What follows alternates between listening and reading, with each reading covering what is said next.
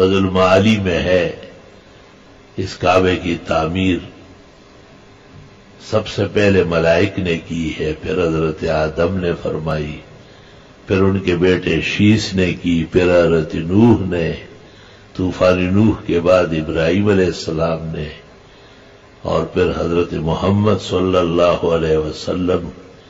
کے عہد طفولیت میں بھی اس کی تعمیر کی تکمیل ہوئی۔ والقصة مبسوطة في كتب التفاسیر والاحادیث۔ موجودہ کعبہ اور اس کا مؤسس ابراہیم علیہ السلام کہلاتے ہیں۔ علماء کہتے ہیں کہ ابراہیم علیہ السلام کے بعد اس پر زوال نہیں آیا، اور پہلے زمانوں میں تکلیفیں آتی تھی، کچھ زمانوں کے بعد اکھڑ جاتا تھا،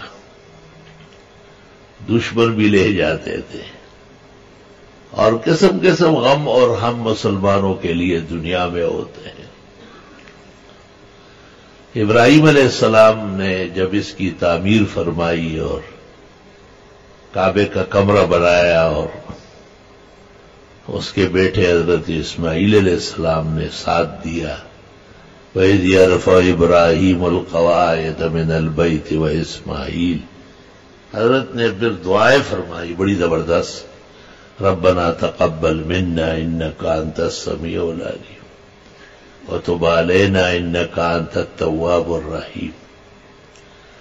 ربنا وارنا مناسکنا وتب علينا انك انت التواب الرحيم۔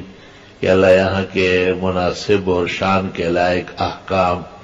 تعلیمات اور آداب بھی ہمیں سمجھا کہ ہم اس مقدس گھر کے خلاف نہ کریں، ہم سے فروگزاش نہ ہو جائے۔ ربنا وبعث فیہم رسولا منہم، کہ اللہ اس کے لیے ایک زبردست معلم،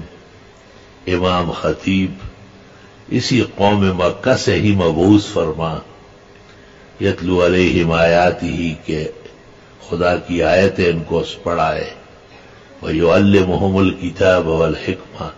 اور قرآن و سنت کا ان کو درس دے، ویزکیہم، اور ان کو ناجائز چیزوں سے پاک صاف کرے، انک انت العزیز الحکیم۔ خدایا آپ ایسا کر سکتے ہیں، غالب ہے، اور آپ کی حکمت ہے، اس کی متلاشی ہے اور متقاضی ہے۔ جناب نبی کریم صلی اللہ علیہ وسلم نے اس پر کہا ہے کہ انا دعوت ابی ابراہیم، میں اپنے روحانی جد امجد ابراہیم علیہ السلام کی دعاؤں کا مظہر ہوں۔ جس پیغمبر اور رسول کی آمد کی دعا فرمائی